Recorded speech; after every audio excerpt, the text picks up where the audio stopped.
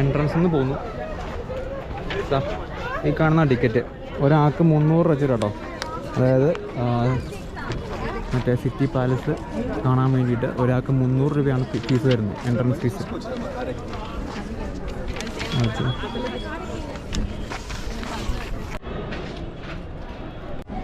ഒരു pink ambassador കാറൊക്കെ കിടക്കുന്നുണ്ടോ? അശാനെ, നീ പിങ്ക് സിറ്റിന്ന് കേട്ടിട്ടുണ്ടോ? പിങ്ക് സിറ്റി ഇപ്പോൾ ഇപ്പോഴല്ലേ കേട്ടുള്ളൂ. വേറൊന്നുമില്ല, ഇവിടുത്തെ രാജാവില്ലേ അദ്ദേഹം ഒരു സിറ്റി മൊത്തം പിങ്ക് കളർ പെയിൻ്റ് അടിച്ചു. അത് വേറൊന്നുമില്ല, ഇംഗ്ലണ്ടിൽ നിന്നൊരു കിങ് വരുന്നുണ്ടായിരുന്നു.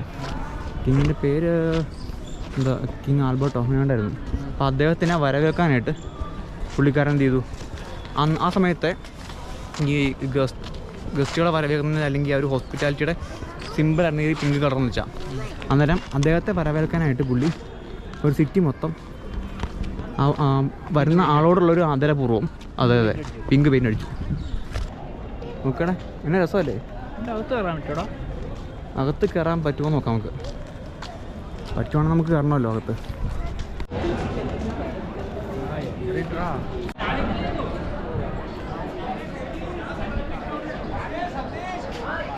അതിൻ്റെ ഉള്ളിലേക്ക് കേട്ടോ നമ്മളോ.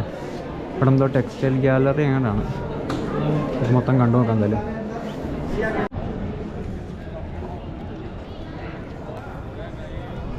നമ്മൾ ഈ കാണുന്ന ആർട്ട് ഗാലറി കയറിയാണ് കേട്ടോ, ആർട്ടിലെ ഡ്രസ് ഗാലറിയിൽ. പക്ഷേ അവിടെ വിശ്വസിക്കാൻ പറ്റാത്തൊരു കാര്യം എന്ന് വെച്ചിട്ടുണ്ടെങ്കിൽ ഭയങ്കര വലിയ ഡ്രസ്സാണ് ആ ഒരു രാജാവിൻ്റെ എന്ന് പറഞ്ഞ് കൊടുത്തേക്കുന്നത്. അതായത് സവായ് മാൻസിങ്ങിൻ്റെ ഡ്രസ്സ്, സവായ് റാം സിംഗിൻ്റെ. അപ്പോൾ അത് വിശ്വസിക്കാൻ പറ്റിയില്ല. നിങ്ങൾ കാണിക്കാൻ തന്നത്, പക്ഷേ അത് ഫോട്ടോ എടുക്കാൻ സമ്മതിച്ചില്ല അവർ. ഫോട്ടോ എടുത്ത ആൾക്കാരുടെയൊക്കെ അവർ ഫോൺ വാങ്ങിച്ചും അത് ഫുള്ളായിട്ട് ഡിലീറ്റ് ചെയ്ത് കളയുമായിരുന്നു. നമുക്ക് ഫോൺ എടുക്കാനുള്ളൊരു അല്ലെങ്കിൽ ക്യാമറ ഓണാക്കി ഫോട്ടോ എടുക്കാനുള്ളൊരു സാഹചര്യം അവിടെ ഉണ്ടായിരുന്നില്ല. കാരണം ഗാർഡ്സ് എപ്പോഴും അത് വായിച്ചുകൊണ്ടിരിക്കുകയാണ്.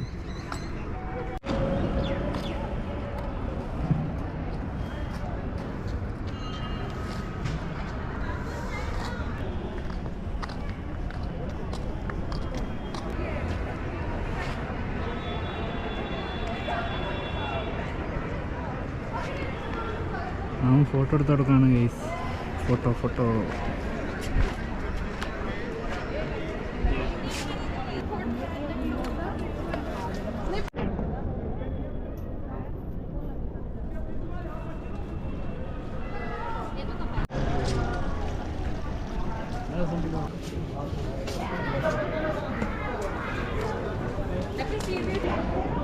ശ്രീക്ക് അതിൻ്റെ ഇടയ്ക്ക് ഫോട്ടോ എടുക്കലൊരു ജോലിയായിക്കാണ്. ഇപ്പോൾ ജോലി ഫോട്ടോ എടുത്ത് വരികയുള്ളി. എത്ര പേരെ ഫോട്ടോ എടുക്കുകയെന്ന് അറിയോ?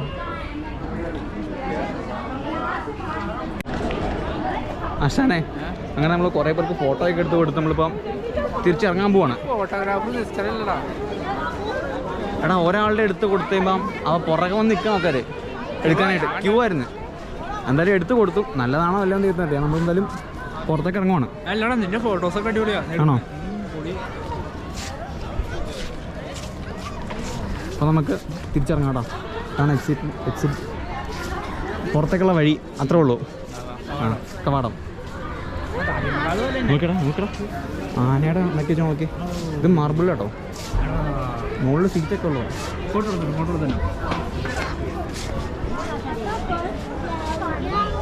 ആശാനല്ലേ, എടുത്തു കൊടുത്തേക്കാം.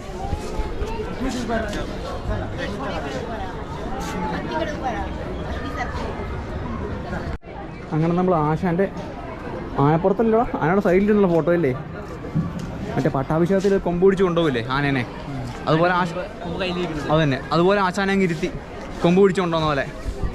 നമുക്കിനി പുറത്തേക്ക് പോവാം.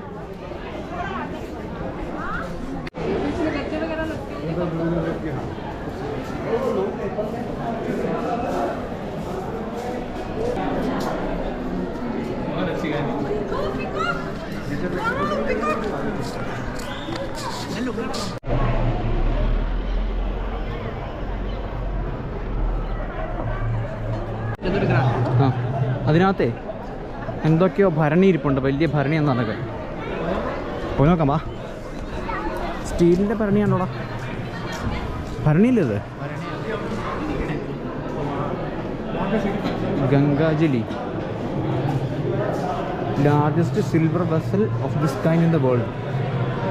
എടാ വേൾഡിലൊരുതാ ലോകത്തിലെ ഏറ്റവും വലിയ സ്റ്റീലിൻ്റെ ഭരണിയാണെന്ന് പറയുന്നത്.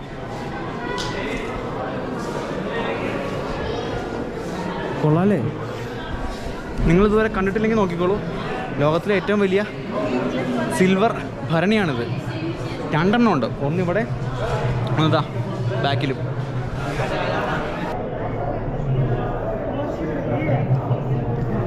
ക്രിസ്മസ് ട്രീ ഒക്കെ ഒരുക്കി വെച്ചിട്ടുണ്ട് കേട്ടോ.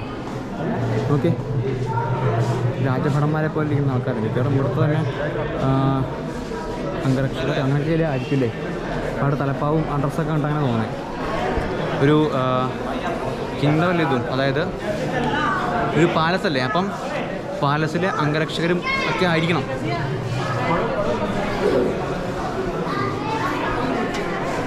അവരുടെ കൊടിയൊക്കെ ഉണ്ട്, കണ്ടോ?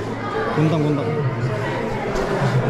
ഇപ്പം കുന്തത്തിനറ്റത്ത് മനയൊന്നുമില്ല, മുളം കമ്പ് കൊണ്ട് വെച്ചേക്കാന്നുള്ളൂ. ഇതുകൊണ്ടോ എടാ തോക്കടത്, ഒറിജിനൽ ഗണ്ണത് ആണോ? ഓക്കെ, ഒറിജിനൽ ഗണ്ണ് കൊണ്ടൊരു ചക്രം ഉണ്ടാക്കിയിരുന്നു. ചക്രമല്ല, മറ്റു സാധനം. ഈ 1 ലോക മഹായുദ്ധ കാലത്തുള്ള ഗണ്ണുകളില്ലേ, ആ സാധനമാണിത്. അതായത് പൊടിമരുന്ന് ഇട്ടിട്ട് നിറയ്ക്കുന്നത്.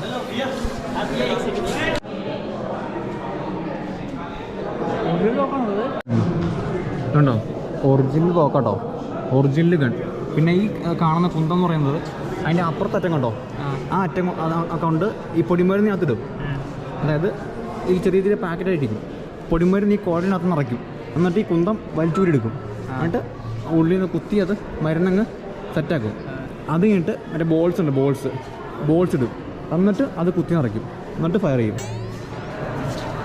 World War I ടൈമിലെ തോക്കുകളതൊക്കെ നമ്മുടെ ബ്രിട്ടീഷുകാരൊക്കെ ഇവിടെ യൂസ് ചെയ്തില്ലേ, സെയിം സാധനം.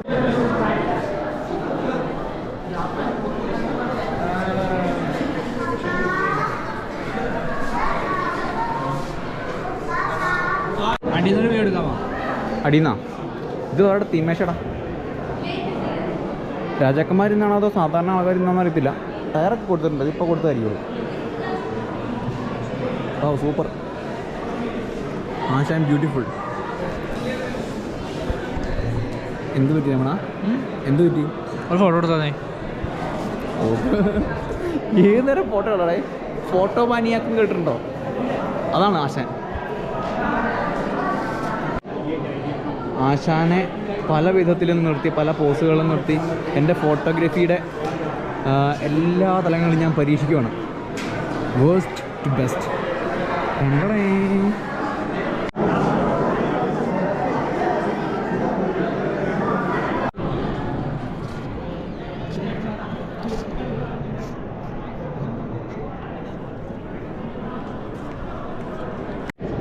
ആരോ കുപ്പി കയറ്റി വെച്ചിട്ടുണ്ട് കേട്ടോ. സാരമില്ല, ആശാനും പീരങ്കി നല്ല ബെസ്റ്റ് കോമ്പിനേഷൻ. ഈ പീരങ്കിക്ക് ഇരിക്കുന്ന മറ്റേ സഭാനിവാസിൻ്റെ ഭാഗത്തേക്കുള്ള വഴി കേട്ടോ. നമുക്ക് അങ്ങോട്ട് പോവാം. ആശാനെ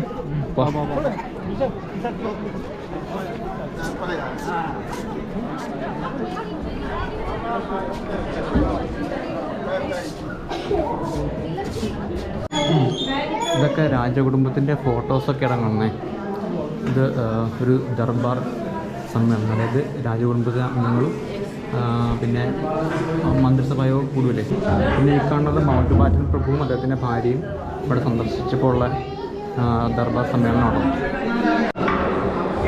ഇത് ദർബാർ ഹാളാണ് കേട്ടോ. അത് ഇപ്പോൾ കണ്ടുവന്നത് ദർബാർ ഹാളായിരുന്നു. പക്ഷേ അവിടെയും വീഡിയോ എടുക്കാൻ സമ്മതിക്കില്ല. എന്തുകൊണ്ടെന്ന് അറിയാൻ പാടില്ല. വീഡിയോ ഫോട്ടോ എടുത്ത് കഴിഞ്ഞാൽ അപ്പം അവർ ഡിലീറ്റ് കളയണം. ഇതോ വലിയ വലിയ പീരങ്കികളാട്ടോ, കിണ്ണ സാധനങ്ങളോ അല്ലേ ചേനെ. ഇതിൻ്റെ ബാറ്ററി ബോക്സും ഉണ്ട്. മറ്റേ കാളപ്പുറത്ത് അല്ലെങ്കിൽ വണ്ടി വലിച്ചുകൊണ്ട് പോകുന്ന ടൈപ്പാണ്. ഇരുവശങ്ങളിലായിട്ട് ഒരുപാട് പീരങ്കികൾ നിരത്തിയിട്ടുണ്ട്. പിന്നെ അവിടെ എന്തോ ഒരു രാജസ്ഥാനി സംഗീതം പാട്ട് പാടിക്കൊണ്ടിരിക്കുന്ന ആൾക്കാരെ നമുക്ക് കാണാം കേട്ടോ.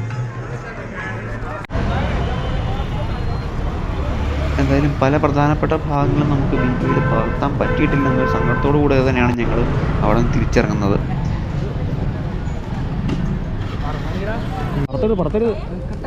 ആ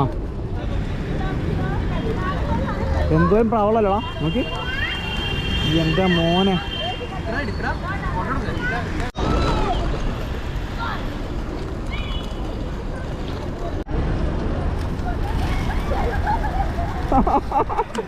അല്ല വെറുതെ ഇനി വരുവാവോ? ആശാനെ കണ്ടത് പകുതി പ്രാവ് പറന്നുപോയി. പിടിക്കാൻ നോക്കല്ലേ?